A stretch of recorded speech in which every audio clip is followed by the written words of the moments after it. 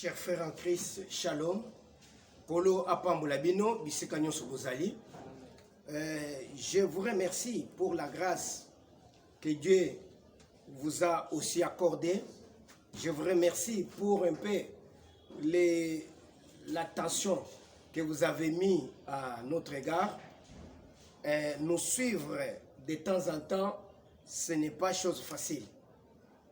Que Dieu vous bénisse, qu'il bénisse vos entreprises, apambola misala na yo, apambola bana na yo, que cette bénédiction vous accompagne partout où vous êtes. Naïbi sakabana na Zambé que ce qui importe, ce n'est pas l'église. On a que l'église, na que boy. Non, non.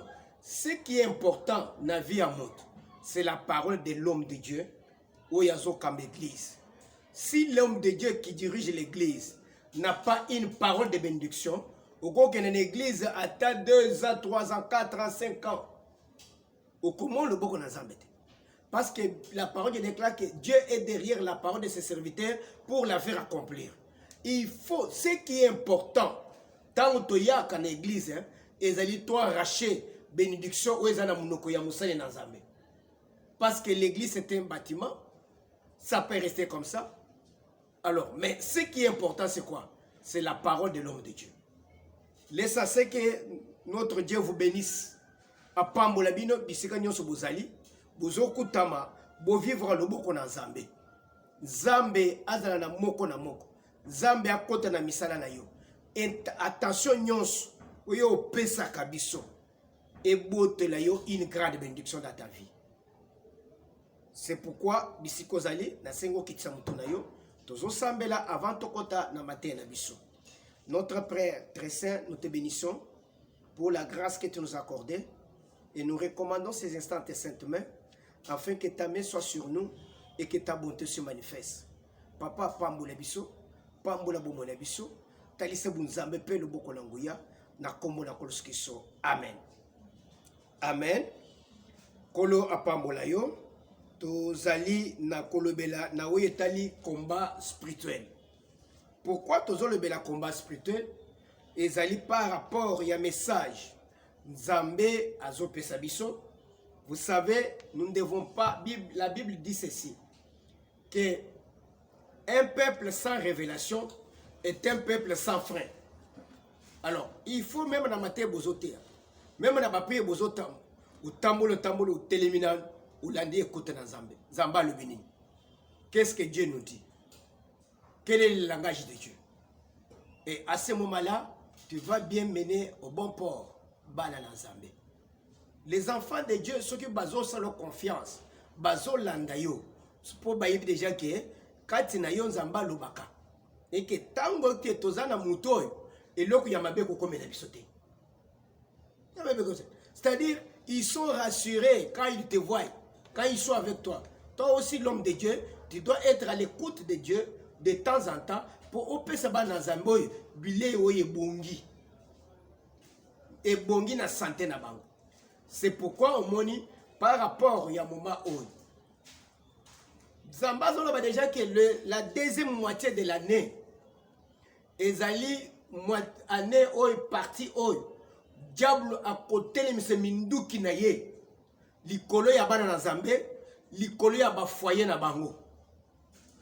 Abundi la première moitié de l'année est simbité. Azolinga sikoyo a venger, a multiplier ba effort na ye, a multiplier ba stratégie na ye pour ayeba pour renverser bana na Zambé. Nous en tant que des hommes de Dieu avertis, on ne peut pas se laisser entraîner par le diable. C'est pourquoi nous devons entrer en prière. Nous devons prier. Nous devons retourner à l'Éternel. C'est le pourquoi de notre combat. J'ai enseigné aux enfants de Dieu, quand j'ai parlé de la délivrance contre les esprits impurs, j'ai dit que tant que tu as l'obéla, c'est là où le combat a commencé. Quand tu es déjà siégé par un esprit impur, quand le diable vient pour te tomater, c'est là où la prière de combat a commencé aussi. associé à ta prière à la prière de combat, au kolonga. Alors, c'est comme ça le combat fait partie aussi de notre enseignement de la délivrance par la prière. Alors, combat spirituel, nous avons des sortes de combats. Combat offensif et combat défensif. Le combat offensif, dès la première partie, consiste à attaquer le premier ton ennemi, à attaquer le premier le royaume de Satan. Parce que nous sommes en train de lutter contre le royaume de Satan. Il y a le royaume de Dieu et il y a aussi le royaume de Satan. Le royaume de Dieu, c'est le royaume de Jésus-Christ avec les enfants de Dieu et les sacrificateurs de Jésus. Le royaume de Satan, c'est le royaume de Lucifer avec tous les anges déchus. Et ces anges-là, leur problème c'est quoi? Attaquer les enfants de Dieu pour dépeupler le camp de Dieu. Alors, aujourd'hui, il y a deux royaumes. Royaume de Dieu ou bien royaume de Satan. C'est ce qui fait que tu dois choisir. Ou bien tu es du diable, ou bien tu es de Dieu. Alors, quand tu es du diable, ne combattez pas les diables. Combattez pas les diables. Restez seulement, calmement. Bien dans un bateau, mais yemo tozo tumba batwana azom bolike yemoko azana ngambu ya bateau ya zo tumba. Ça c'est l'apparence. C'est l'apparence. Mais le problème qui est là est que si nous sommes de Dieu, nous devons renverser le camp du diable. Le camp du diable. Et le camp du diable, cause la tête que Eya et ses côtés pour Banakobundate, Batakavango même depuis loin. Avant qu'il camouille sali. L'offensivité consiste à attaquer la première personne, l'individu. Alors, quand tu l'attaques, tu l'anéantis, il n'est plus fort. Le kolazan anguyate, c'est-à-dire yo au dominé. C'est ça, vous avez créé l'offensive. Moyen moutoana aya pour déstabiliser yo et kozalate. Yaondo moneto tangaki 1 Samuel, chapitre 17, à partir du verset 48 à 49. Pour dire quoi? Et que David, tant qu'on a lancé un défi. Et te ba Philistin balancer un défi. Ba le bete bobi misa mutu ya makasi. Bisbeto miso o yabiso. Alors ce ko yabiso abomi o yabino, il doit passer à kokanga bino na boumbu. Bokoteka na boumbu na biso. Alors, tant on bataille sur terrain, Goliath a bimi le premier jour. Israélite bakimi. Na roi akimi akeko bata. Mutumoko a se présenté quitté. Deuxième jour, troisième jour, habité Ndenzamba côté na kati ya David. David a dit ah, mutu nani est circoncis nani azo sakana nzambe na biso ya Israël. Alinga ya kozo biso baum, akanga biso baum. Avant ya kota, aya ko récupérer biso, ngai na ko attaquer. C'est ça l'offensive. L'homme n'était pas encore entré. Mais il préférait entrer. Alors, le coup là, c'est à Kota, David est allé l'attaquer avant d'entrer. David a dit, je vais te tuer avant que tu réalises tes projets. Avant que tu réalises tes projets. Néomoni David a bomaki Goliath. Avant Goliath, alors, l'offensivité consiste en quoi? À détruire ton ennemi avant l'accomplissement de ses desseins. Avant, il y a quoi qui s'abat dessin. À s'arrêter que la famille n'a qu'au deux personnes. Avant deux personnes, moi je vais t'attaquer au nom de Jésus-Christ. Ou attaquer, ou déstabiliser, liwawane zongeli. C'est ça l'offensivité. La plupart, oyo mona kabato bazo témoigner. Munguna prépara kiboye. a préparé qui na bela, a préparé qui na kufa, mais makamwa ne simbité. Et simbité pourquoi? Parce que l'homme a prié sur l'offensive. Il a attaqué le premier. Tango attaqué le premier, alors il a gêné la carte de l'ennemi. Moyen, Makbongisa Satan et Kokisamananda Kunayo, exacté parce que tu as été averti, tu as attaqué le premier. Alors, les combats que nous devons combattre, Ndenge Zamba Zoye Bisabiso, Azali ko avertir Abiso. Voilà le plan de l'ennemi. Nous devons maintenant attaquer. Quand nous attaquons, Tozo Sala, ce qu'on appelle un combat spirituel offensif. Nous attaquons l'ennemi qui n'est pas encore rentré dans notre vie. Qui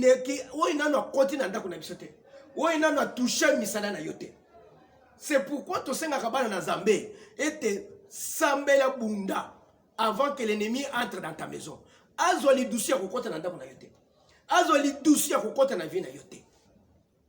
Alors, tant qu'on bête ma flèche, peine à musika, à quoi échouer, ndomona ko muto amataka. Ndomona ko muto akenda kaliboso. Ndomona ko makamu ya muto funga maka. Mais ce qui a sa continent ndako, à côté na vie na yo. Tant que Bundisaye, ce que tu es en train de faire, c'est la défensive. Or, dans la défensive, tu peux demeurer longtemps.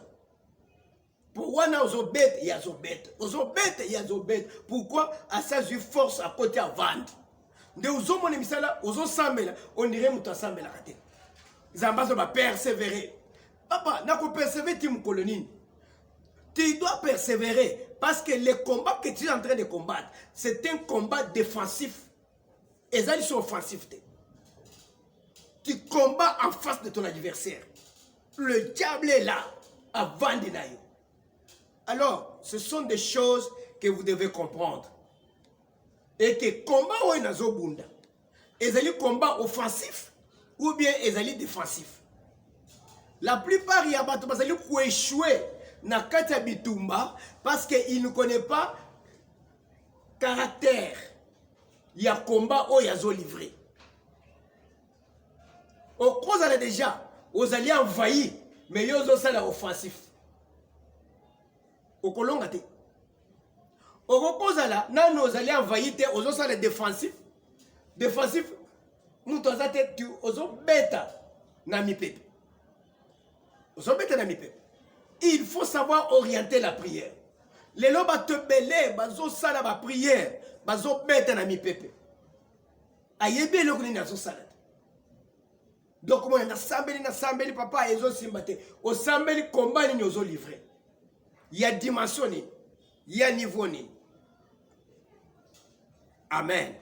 Kolopa molayo, combat spirituel offensif consiste à attaquer premièrement. Nous devons attaquer les individus. Onyon sou bazo tugisa biso. Onyon sou basi ba projeter ba plan. C'est-à-dire quand on attaque les premiers, c'est-à-dire quoi? Nous sommes en train d'attaquer les plans de l'ennemi. Quand on attaque les plans de l'ennemi, c'est-à-dire on ne permet pas l'accomplissement. Il y a plan, il y a munguna, il colonne à vinayo. Pourquoi? Parce que le diable a déjà un septième plan. Et ce plan-là, ce sont des plans qu'il a déjà préparés. Maintenant, nous sommes communauté. On a préparé le plan des morts. Tous on a kufa. Et tambola. Sambela zambé. Alors, quand tu vas prier, c'est le plan de l'ennemi. Souvent, à l'offensivité, on attaque tout le plan de l'ennemi sur notre vie. Plan Satan à sa bongis. Natine te plan wana eko kisamate. C'est notre problème. Alors, comment est-ce que Okoki Koyeba que le diable a formaté pour moi un plan ou un autre plan? C'est facile pour prier. N'étant aux osala combat, il faut ça la prière combat avec précision. Au sala teke, aux osala pour battre, mususu basalaka. Mais il faut ça la boîte moto, fait, tumba, nazo panza, nazo buka, ozo buka nine, ozo panza nine, ozo tumba pe nine. Vous comprenez que c'est une prière sans sagesse. eza na esika ekomema yo te.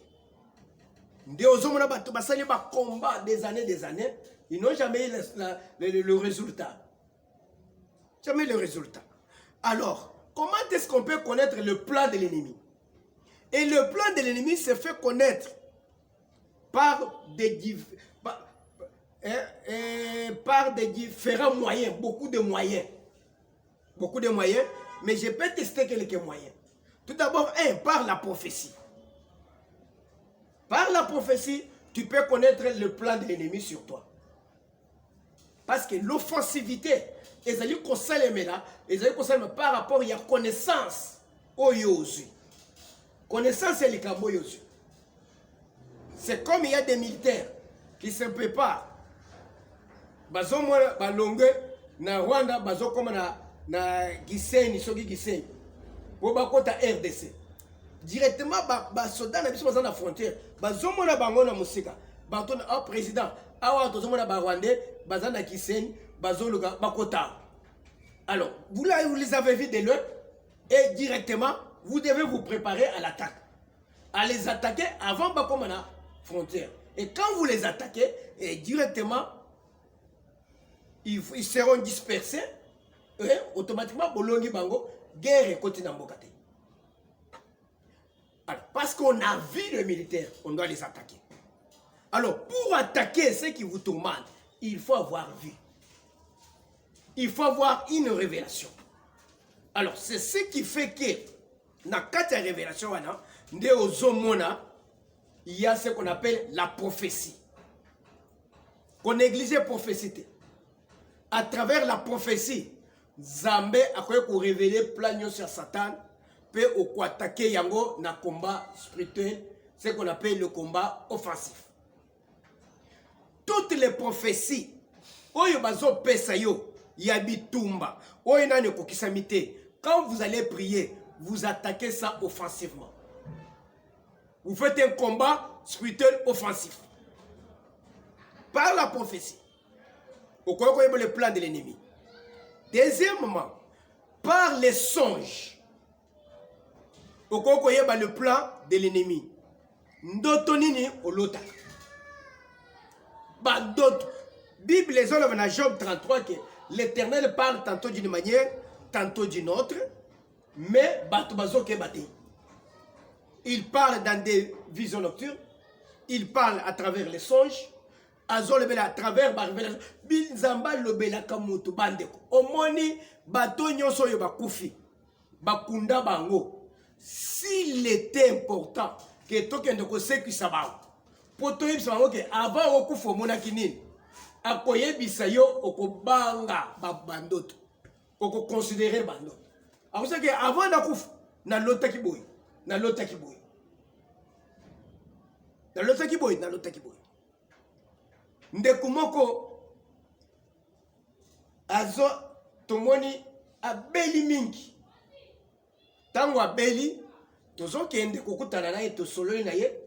Comment na cirrhose de foie, libume vimbi, bon, peut-être déjà na suka. Tozo solo na ye avant de boiti aseki. Alobi pasteur, liwana zokufoy, zambasa alobela kingaya. Nabi na ndenge nini? Alobi nazana ndako alibali. Na koti na boti mwana liboso. Mwana ya mibale. Na lali na moni leki ya mubali na ngai. Asia kufa. Azo yebisa ngai boy. Mubali na yo azalaka chef coutumier. Ba yebisa ye akoki ko vendre a na ville te. Il faut zonga na mboka. Mwasi na ye oyo azaki ya liboso akufa. Oyebele ko kufela kite ba frappaki ye po mobali a se replier. Mobali a se replier te. Aya bali yo koti na ndako. Tala ndako tozo tongela yo. Tango ekosila ukende kofanda. Alibi pasteur na namukina tongo. Na toni tozo solo na mobile na tumbala bandoto ya papa pamba biloko papa pamba wala tofani. Tovandi tellement que mbaya zana mbongo aveuglé par l'argent tozo lia ozotambola na mituka ozokende boye. 2 ans après namoni ye se meki na ngai wana azoya lisusu azolabaki tala na ngomba wana natali kaka place alakisi ngai na zamba basi batongi ndako sikoyo ndako batie toiture nanu babeti bashome likolo te na se bazokanga banzete po baya kokotisa mabele alebeke ndako na yo yango wana nanu esili te mokolo ekosili nde bisika okende kovanda. 5 ans après nazomona ye moko azoyela ngai azoyebisa ngai kebe ndako na yo esili batie na porte batie babeti matiti likolo ti esili omoni bandako ya mboka wana batie na porte ayebisaka ke ndako na yo esili prépare-toi okende kofanda. Alors tango tozotala par après on trouve que qu'est-ce qui se passe? Alors quand on regarde, on trouve que bisika navandi 2 mois 3 mois après directement nazomona malade ekangi ngai. Tango malade ezwi ngai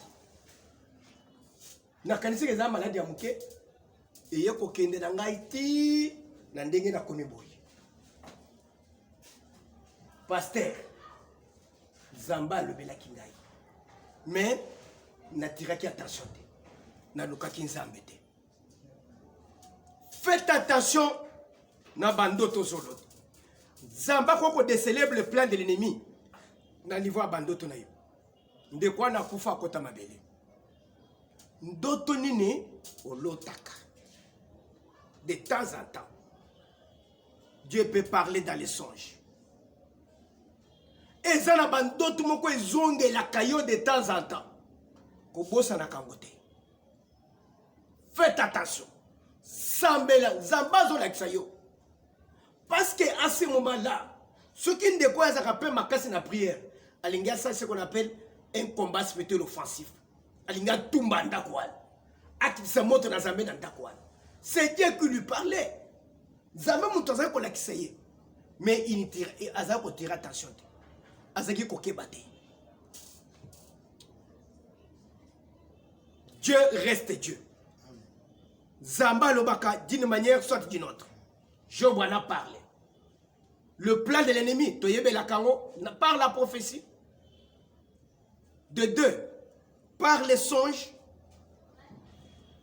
De 3, je voudrais développer 3 points. Par des réalités. Il y a certaines réalités. Et salemaka qu'il faut otelemela na zela ba prière que ndenge salemeli pande kuna yo e ya epa na yo te ndenge koye pa papa na yo mama na yo e koma pe pa na yo te. Les réalités que vous êtes en train de vivre dans la famille, il y a des familles qui vivent des réalités ce qu'on tali au kama koye bate. Que le Seigneur oya telemaka oya telemaka a telemape na vie na yo. Aujourd'hui nous allons parler une révélation par la prophétie. On peut révéler le plan du diable pour l'attaquer. On va continuer l'émission Actes des Apôtres chapitre 21 versets 10 à 12. Comme nous étions là depuis plusieurs jours, lokola tofandaki wana mikolo ebele, un prophète nommé Agabus descendu de Judée. Prophète moko kombo na ye Agabus auti na Judée Et vint nous trouver. Aye kokutana na biso. Il prit la ceinture de Paul, se lia les pieds et les mains et dit. Aye akuti Paul bafandi na ba Barnabas bafandi na ba disciple prophète wana ye. Aye ti biseka bango basalaki. Il faut faire attention. Okomona lelo lo bande makamu ya ba prophétie ndenge kombi ba blague ozomona bato bazokene na ngomba ya campus bakekuna balie bakasa bakotisi baesprit mpo babanda koprophétise azokota na lupango na yo nauti ngomba campus nazalaki na bapriere nzambe apesi ngai message ntango akoprofétise ya papa mama sala quand même offrande lokola na prophétise yo lelo baprophétie ekomi léger bato basaka na baprophétie yango nde ozomona bato bazosura importance na prophétie te. Pourquoi? Parce que bato bakomi utiliser prophétie comme étant moyen ya kolia, moyen ya kovivre. De na moni individu moko azo le kanao biso tozo sambela na sewan alebi ati na koko kota abi akota otango nazo le ka ngai na uti na campus na sambela kakuna zambazo la kisanga ilise comme munene bato bakozale belé boye voilà. Alebi te sili oh il faut pesa quelque chose muna mona moyen ya kufuta transport kokende nazozonga ngomba campus. Est-ce que batindaki yo epai na ngai ou bien ozaki kotambola ya koleka o nazali koleka na bien alokolo biko za koleka no sali bien o sali bien ngakuta ba serviteur nazali na transport ya kopesa bango mutu nyonso ntango abandaka eloko azalaka na mposa embata ekende liboso efungwaka koma monene kokoma ya eglize monene eza prophétie te ta prophétie te soki ozotambola na kobanga nzambe oza na do ya nzambe oza na grâce na nzambe eglize ekoya monene koya monene koya kopesa nga prophétie te nzambe alobi eglize ekoya monene bato bakofungwama eza prophétie te. Ta prophétie église ekoya munene soko zotambola na kobanga nzambe soko za pe na grâce na nzambe oza na don ya nzambe église ekoya munene yo moni bato bazana ba église minene batikali maboko pamba te c'est parce que batambolaki na kobanga nzambe te. Quand tu ne marches pas dans la crainte de Dieu église même matin c'est communene et konda lokola eloko apem fou esil otikali maboko pamba zamba zanzamba Zamba basakanaka na yete. Dieu reste Dieu. Ndenga to bandi makambo ya nzambe boye to fungula église boye. Vous devez faire attention. Aweza hôtel te ya kolala basi. Aweza restaurant te ya kolela. Aweza iseka ya nzambe. Ko fungula église te po obanda ozo bana basi ya kolala. Obanda kosakana basi ya bato. Obanda sana zamba ko beta yo. La justice de Dieu va s'imposer. Et l'œuvre de Dieu restera tel saint. Dieu va sanctifier son œuvre. Boyeba wana. Bino batu bozo sakana musala na nzambe. Bozo sakana église na nzambe. Sache bien que un jour l'Éternel Dieu des armées, il est vivant. Il n'est pas mort. Il voit. Il va justifier son œuvre. Il va se rendre justice. Combien de pasteurs sont morts? Oui, pour les Nebakoufa. De l'homme, même matin, il y a la télévision, oh boy. Mais toi, non, j'ai compris que c'est Dieu qui les avait frappés. Parce que Baga fait les kaki. Zamba le dit avant, il y a un bomayo. Comment les Zamba bon? Alors, pour dire quoi? L'œuvre de Dieu reste l'œuvre de Dieu. Dieu reste Dieu. Nzambe bakosa kaye tout le temps. Il reste tout sunga bana na Nzambe. Tout l'exabana na Nzambe, comment marcher dans la crainte de Dieu et dans le de Dieu. Tu as choisi la voie de Dieu, landa. Mi beko na Nzambe de Yezosa. Soki oboyi kolanda, tika makambo na Nzambe. Parce que aujourd'hui, ezana bato bazo sala makambo na Nzambe te. Bazape basa na Nzambe te. Bazo tamle na mukila. Bazana basi 40-50. Bazo mela masanga. Moutoko reprocher bango. Azate. Mais le kole yo ponim kosale la Nzambe. Landa mibeko na Nzambe. L'athlète sera couronné. Ce qui a kokime selon les règles. Selon les règles. Si toi l'homme de Dieu, ozokima selon les règles, tu ne seras pas couronné. Tu ne seras pas couronné. Que notre Dieu arrive à toucher les hommes de Dieu qui ont pris la responsabilité de servir Dieu. Zamba sunga bango, bazongela nzambe. Il est encore temps de revenir à l'Éternel. Que le Seigneur nous aide, que nous reconsidérons l'œuvre de Dieu. Agabi saye, akuti bandeko ya bafandi. Bavandi bisika bavandi, akei, bazo la moto, il faisait froid, na butu, akiti, avandi wana, a juste sentir, aketi na pantalon. Pantalon yanan yapon, a récupéré sentir. Abandi komilinga. Azolo banini ban papa. Voici ce que déclare le Saint-Esprit. Tala oyezolo ba Saint-Esprit. Vous savez, nakati makambo na Nzambe, pour que l'église puisse évoluer, l'environnement de l'église doit avoir des choses.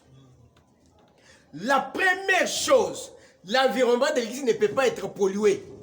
Pour que Nzambe asala bisika église ezali Nzambe asala kati église, l'église ne peut pas être polluée, ne peut pas être dans un environnement pollué.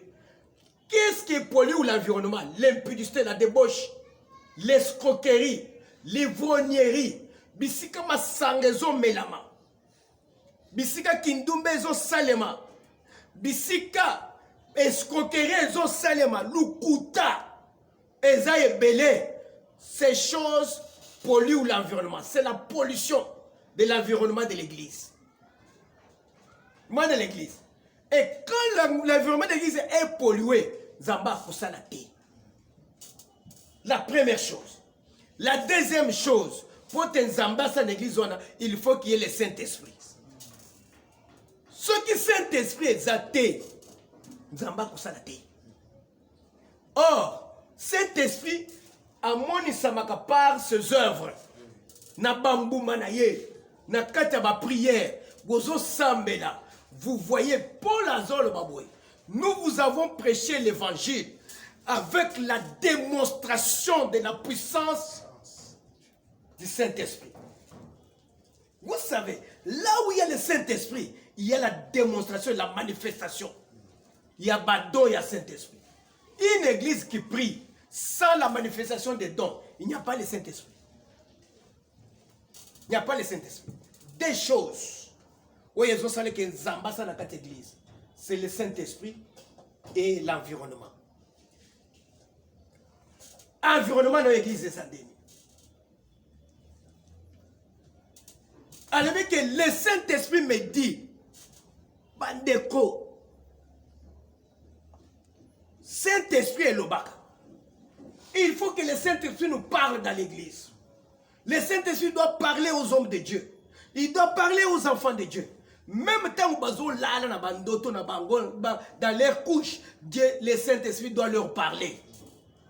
Il faut tant où côté de l'église à sentir puissance sur Saint-Esprit.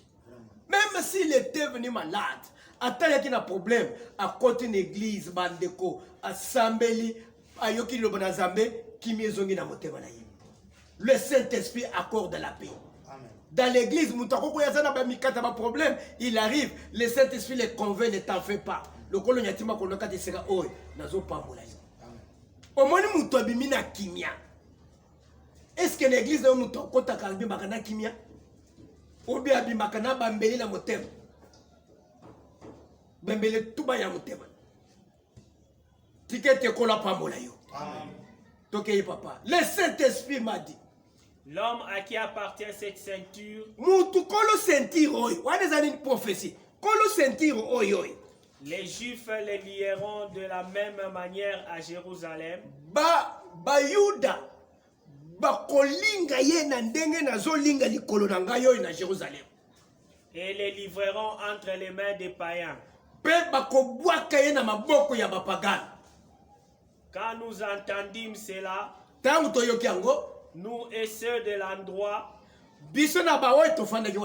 nous priâmes Paul de ne pas monter à Jérusalem. Amen. Vous voyez c'est quoi? On est en train de montrer, la prophétie est en train de montrer ce qui devrait arriver à Paul. Abete, on ndenge na zo linga sentiro, ndenge ba ko linga yo. ndenge bakukanga yo pe bakolivre yo na bateau et pour babomai.